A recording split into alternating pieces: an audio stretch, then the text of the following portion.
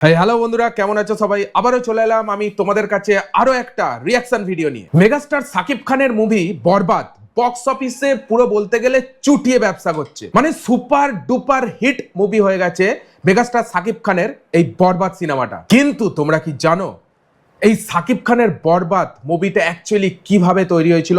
এই সাকিব খান বরবাদ মুভিটা করতে যে কত টাকা নিয়েছে, টাইটেলে হয়তো তোমরা দেখেছো 1,20,00,00,000 টাকা নিয়েছে সাকিব খান এই বরবাদ মুভিটা তৈরি করার জন্য, অ্যাক্টিং করার জন্য বরবাদ মুভিতে। কিন্তু এটা কতটা সত্যি?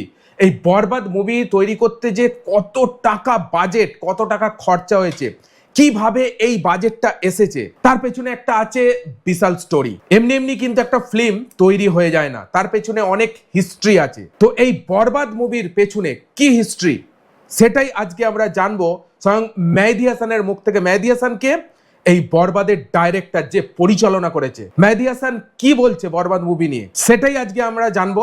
এরকমই একটা কন্টেন্ট পোস্ট হয়েছে মাছরাঙ্গা প্রোগ্রাম এই ইউটিউব চ্যানেলে, যে ভিডিওটার টাইটেল হচ্ছে বরবাদে 1,20,00,000 নিয়েছে সাকিব খান। তো এর পেছনে কতটা সত্যি, তো চলো জানবো এই ভিডিওটা, এবং সাথে আমি আমার পার্সোনাল রিয়াকশন তোমাদের সঙ্গে শেয়ার করব। বাট ভিডিওটা শুরু করব তার আগে বলে দিই, ভিডিওটাকে লাইক করে দাও, কারণ ভিডিও দেখতে দেখতে তোমরা এতটাই হারিয়ে যাও, পরে লাইক করতেই ভুলে যাও। তাই ভিডিওটা দেখা শুরু করো লাইক করে। চলো লেটস গো।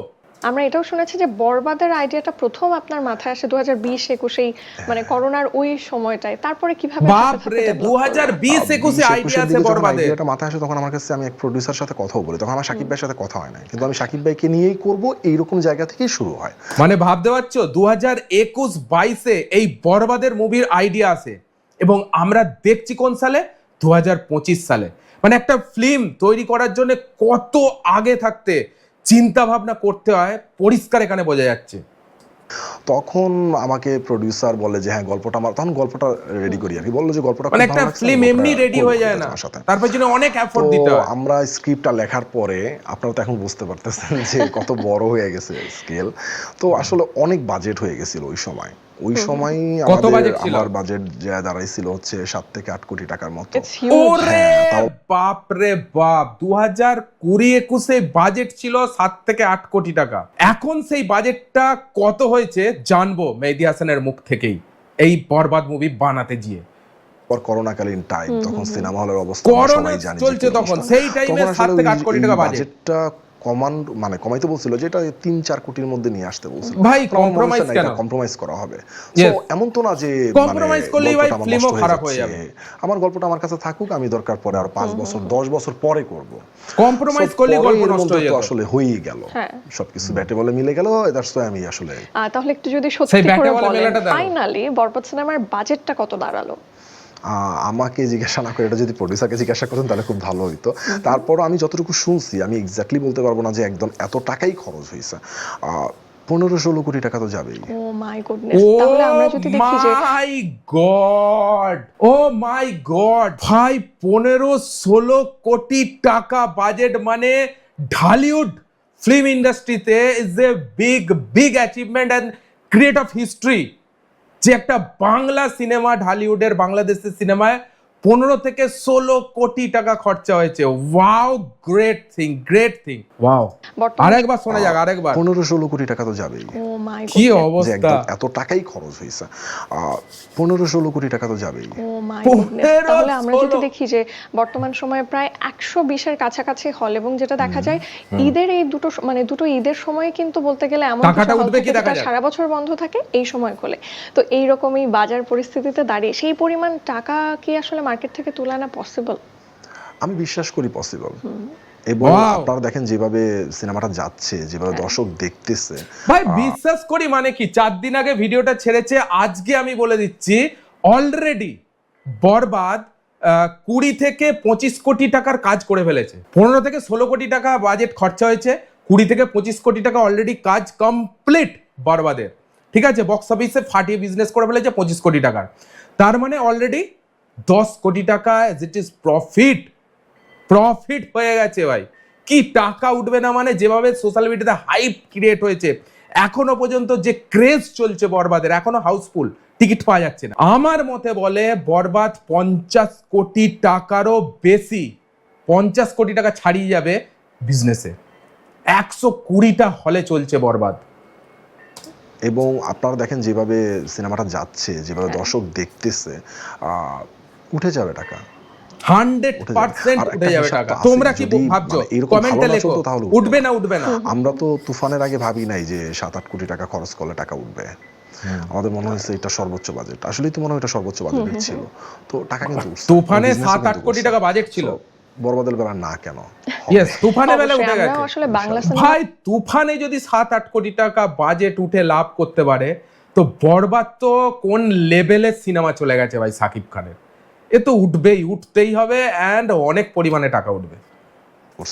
সো বরবাদের বেলা না কেন হবে? অবশ্যই আমরাও আসলে বাংলা সিনেমার ভক্ত হিসেবে আমরাও এটা চাই যে সিনেমাগুলো ব্যবসা করুক, মানুষ দেখুক। আর আমরা যদি দেখি যে আসলে বরবাদ সিনেমার প্রযোজক যারা রয়েছেন প্রত্যেকেই কিন্তু মোটামুটি নতুনই বলা যায় সিনেমার প্রযোজনায়। তারা এরকম বড় একটা প্রজেক্টের সাথে কি করে যুক্ত হলেন? ও যে মানে যারা প্রডিউসার আছে, একজন হচ্ছে মানে শাহিন হচ্ছে আমার কাজিন, আমার বড় বোন, আর আজিম হারুন ভাই তো হচ্ছে আমার দুলাভাই। তো উনি আসলে বরবাদে যারা টাকা ঢেলেছে অ্যাকচুয়ালি সবাই কাছের লোক, মানে অন্তর থেকে সিনেমাটা তৈরি হয়েছে পরিষ্কার বোঝা যাচ্ছে। একজন কাজিন, একজন দুলাভাই মাইদি হাসানের। ওয়াও, তারা পুরো ফিল্মটাকে প্রডিউস করেছে। দেখা যাক মাইদি হাসান কি বলছে এই প্রডিউসারদের নিয়ে।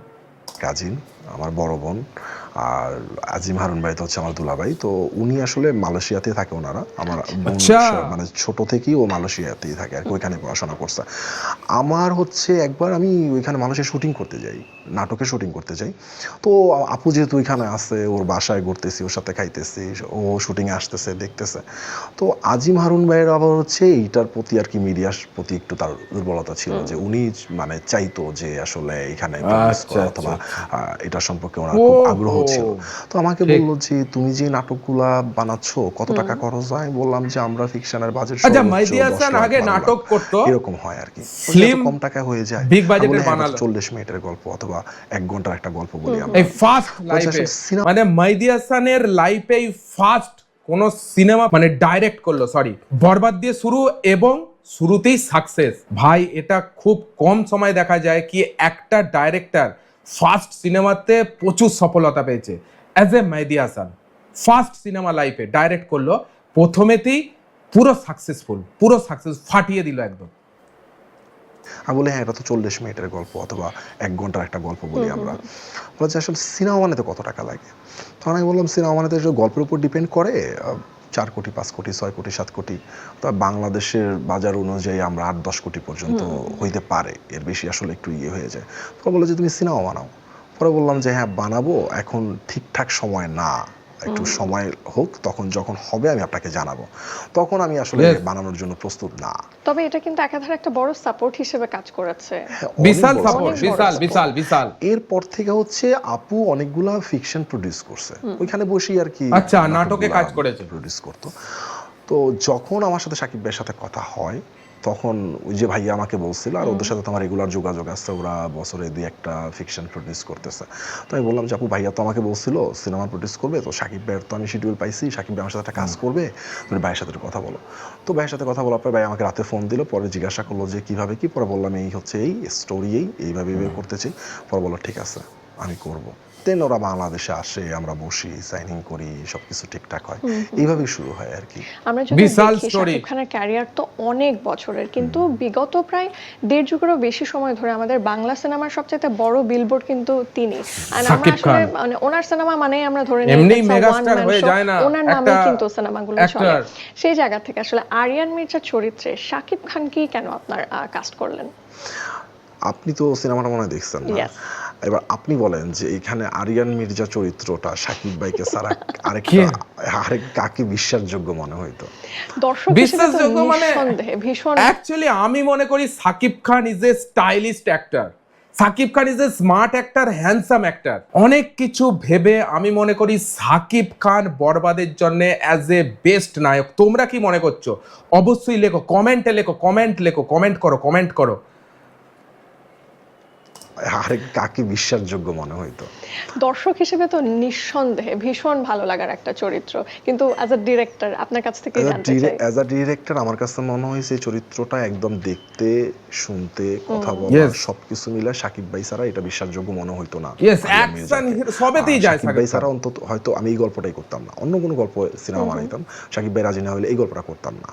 যদি কেউ এরকম মনে হইতো, আমার চোখে পড়তো যে না সে করতে পারবে, তখন করতাম। আমার কাছে মনে হয়েছে সত্যি আরিয়ান মির্জা চরিত্রটা সাকিব ভাইয়ের জন্যই। আচ্ছা, তো এই বরবাদ সিনেমায় অভিনয় করার জন্য আমাদের মেগাস্টার শাকিব খান ঠিক কত রেমুনারেশন নিয়েছে আমরা কি জানতে পারি? এটাই হচ্ছে আসল, এটাই তো আমরা জানবো, যে কারণে তোমরা ভিডিওটা ক্লিক করেছো। কত কোটি টাকা সেটাই জানবো, চলো। সিনেমায় অভিনয় করার জন্য আমাদের মেগাস্টার শাকিব খান ঠিক কত রেমুনারেশন নিয়েছে আমরা কি জানতে পারি? খুব সম্ভবত চলো চলো চলো চলো 1,20,00,000। ও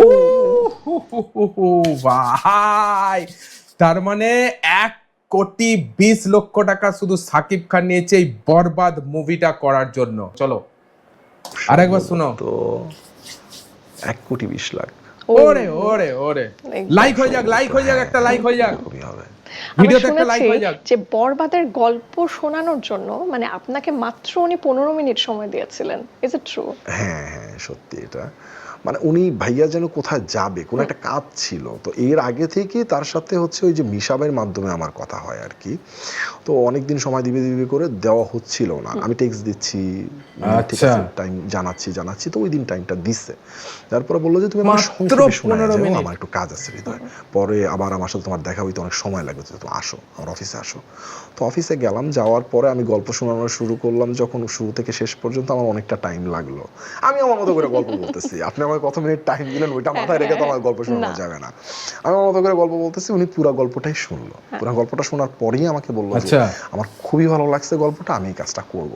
ভাই ভিডিওটা দেখলাম, ভীষণ ভীষণ ভালো লাগলো। অনেক কিছু বরবাদে ব্যাকগ্রাউন্ড সম্বন্ধে জানতে পারলাম, কিভাবে বরবাদ তৈরি হয়েছে, কত কোটি টাকা বরবাদে খরচা হয়েছে, সাকিব খান অ্যাকচুয়ালি কত টাকা নিয়েছে, সব কিন্তু আমরা মেহেদী হাসান অ্যাজ এ ডাইরেক্টর বরবাদের তার মুখ থেকে শুনলাম এবং জানলাম। অসাধারণ। আর এই 2 ঘন্টার ফিল্মের মাত্র 15 মিনিটে শুনেছে সাকিব খান বরবাদের গল্পটা, তাতেই রাজি হয়ে গেছে। এত ফাটাফাটি স্টোরি হয়েছে। কারা কারা বরবাদ দেখেছো বা দেখবে বলে ভাবছো অবশ্যই কমেন্টে লেখো। ভিডিওটা ভালো লাগলে একটা লাইক দিও, এন্ড এই ধরনের কন্টেন্ট দেখার জন্য চ্যানেলটাকে সাবস্ক্রাইব করে নিও। চলো আজকের জন্য এইটুকুই, দেখা হচ্ছে পরের ভিডিওতে। ততক্ষণের জন্য take care, all the best and signing of.